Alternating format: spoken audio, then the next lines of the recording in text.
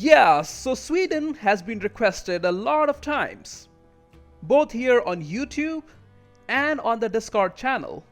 So we are finally going to do an opening guide on Sweden. Sweden has one of the most powerful military national ideas in game. It's very clear how unbiased the Swedish Paradox dev team is, who work at the Swedish Paradox Studios based in Sweden. Anyways, Sweden is very strong mid to late game and Swedish Space Marines are real. But Sweden starts as a PU subject under Denmark, part of the Kalmar Union, making the start a little bit tricky. And that's what we will tackle in this guide. How to get out of that PU as soon as possible so we can start taking back Scandinavia and Baltic coast, which is rightful Swedish land. Now most guides will tell you to find someone to support your independence, to wait till you have multiple nations supporting your independence. Well, you can't do that. You can just wait years and years and hope that others help you with the war. Or you can restart till England is rival to Denmark and then ask England to support your independence. In my experience though, England being rival to Denmark doesn't happen very often. But is asking others for help really a Swedish way to gain independence? There's a Swedish proverb that goes like this: "Imor kretar alla katter gråa," which means in dark, all cats are grey. Which has nothing to do with this game, it's just a neat proverb that I found. But really, if you want to play as a true Swede, you have to find a way to achieve independence on your own. And I've got a strategy just for that. So let's jump into it and go through the strategy step by step. The national focus should be already on military. If it isn't, set the focus on military. We need to get that military tech before our neighbors. Don't hire any advisors yet. Swedish economy is not that great at the start. We will also decrease the army maintenance to 0. Next, get 150 admin points from clergy, 150 military points from nobility, and ask for contributions from burghers. Now we are going to build as many galleys as possible. We will be restricted by the number of available sailors. You should be able to build 8 galleys. Yes, that will take us above naval force limit, but that's okay. We are building galleys because Baltic Sea is an inland sea and galleys do bonus damage when fighting in inland seas. Now delete 1 cavalry from your army and we are going to build infantry to force limit. You can leave all 3 cavs if you want. My reasoning is that Sweden gets 20% infantry compatibility as a starting national idea. And although cavalry shock damage is more important early game, I think the total damage output over both fire and shock phases will be pretty close for cavalry and infantry with the 20% infantry compatibility. And deleting cavalry just saves a few extra ducats over time. This is really min-maxing and you will be fine even if you don't do this step. Now position the army in Elfsborg and dock the navy in Kalmar. Next we will ask for independence support from Lithuania. Yes, I know I said we will do it all by ourselves and most likely we will. Lithuania is just a bonus if they join in the war. Novgorod is another nation that will very likely support the independence after improving relations for a few months. So in most games you will find both Lithuania and Novgorod ready to support independence. So why not use them to defeat Denmark, you ask? Here's the reason. Lithuania will very likely become a PU subject of Poland. It happens most of the time, in which case they obviously won't join our war. And if, and it's a big if, Poland chooses to go with the other option and not take Lithuania under PU, as AI sometimes makes dumb decisions, that's great. Now Lithuania will join in and the war will be easier. But since that will depend on RNG, it's not a good idea to base your whole strategy on just Lithuania's help. If they join the war, great. If not, we should be fine anyways. Novgorod will actually come to our help if we declare independence war. The problem is that once we declare the independence war, Novgorod becomes our ally. And Muscovy tends to attack Novgorod early. This will happen almost every time. So now your ally is in a defensive war, which means you will be automatically called into it as well. So you were planning on fighting Denmark and its subjects, and now you have to also fight Muscovy and its subjects? You definitely don't want to do that. And that's why I don't like asking Novgorod to support independence. And of course, as I mentioned earlier, if England is willing to join independence, ask them as well. You should also start improving relations with some of the bigger nations. They might not support the independence, but they will be ready for an alliance later. So now you're sitting around waiting for your galleys to be built. Lithuania is now a PU subject of Poland, and you're all alone in your independence war. But wait, you are not all alone. You have 10 brave regiments that will help you. These are the Danish pretender rebels who start the game in Gotland. They will eventually move to mainland, where Denmark will take care of them without much fuss. But what they have done is siege down the fort in Gotland, which means Danish army, or at least a big part of it, will move to Gotland to unsiege it. And that is when you need to strike. Fortunately, around this time is also when we will have our galleys ready. So we will declare the war for independence when the Danish army is in Gotland and we have all our navy together. The idea is to trap bulk of Denmark army in Gotland and siege down some of Denmark and Norway and win the war.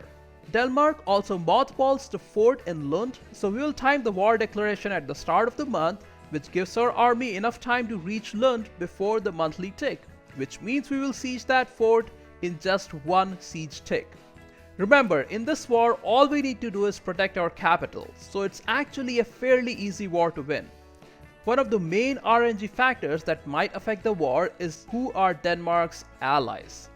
If they ally a couple of medium-sized nations, it's going to be very hard, but most of the time they only have one ally, in which case the war is winnable. Make sure you keep the navy together while picking up smaller navy stacks whenever possible, and make sure your navy has an admiral. Another thing that can increase your chances of winning the war are good generals, and morale of army or morale of navy or discipline advisors. These are obviously out of our control, but you can re-roll or restart if you want. I think the war is winnable either way.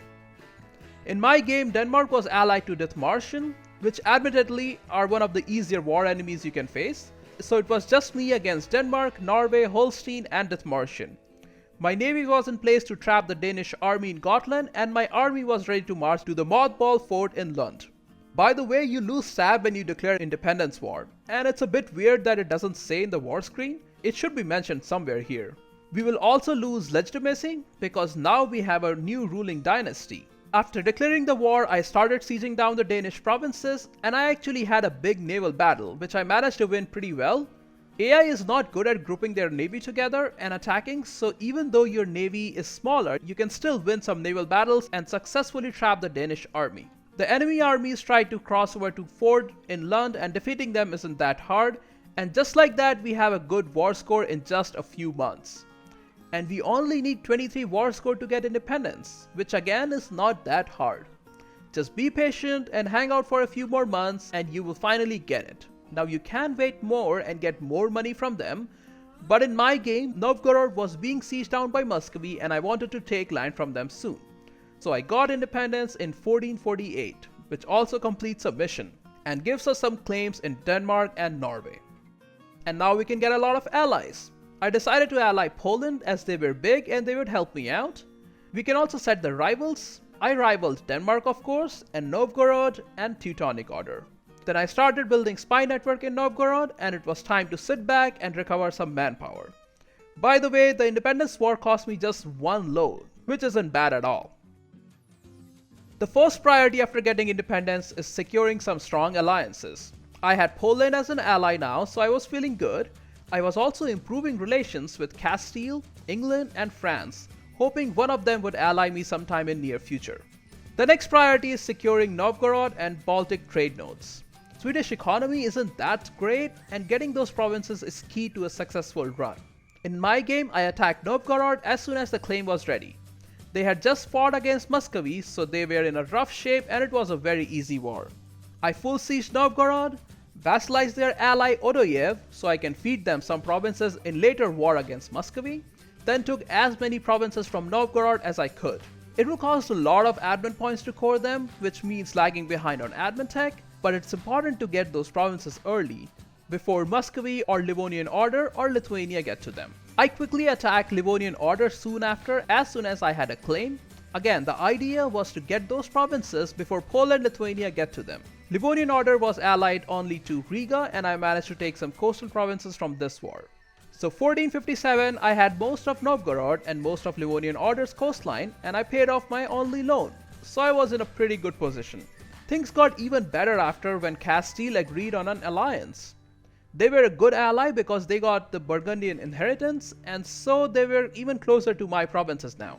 I have also been improving relations with Austria to get them as an ally eventually. And I was also creating spy network on Teutonic Order. Poland has already taken a big chunk of them, and the Danzig even never fired in my game. Very soon after this, I got called into Castile's war.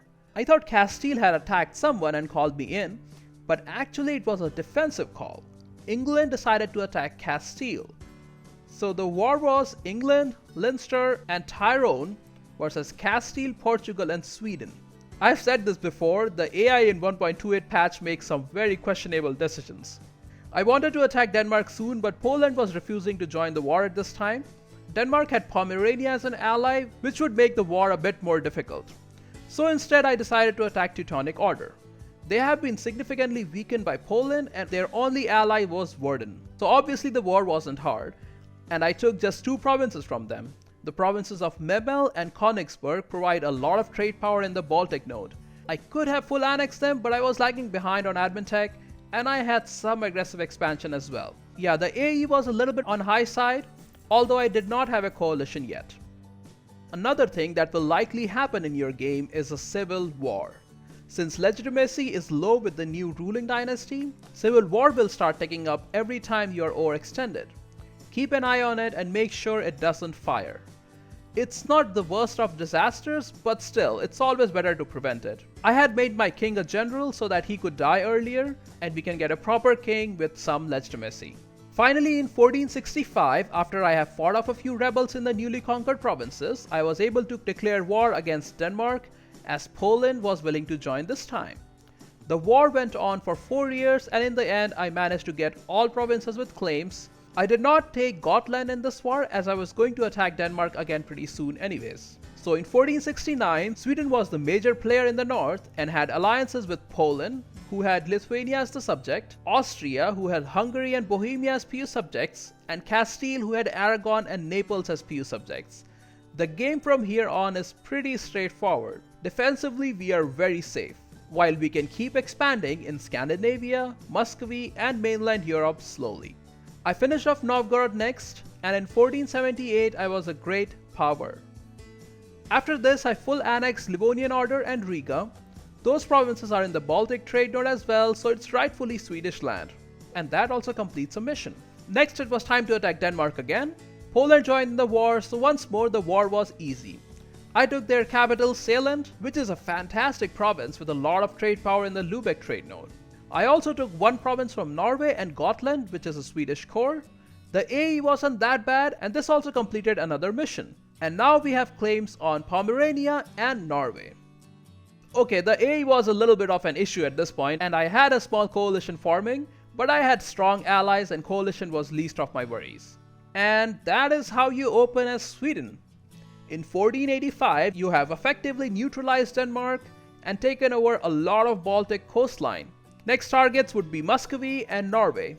Be careful when taking provinces from Muscovy, by the way, as they are Orthodox provinces and your religious unity will start to suffer.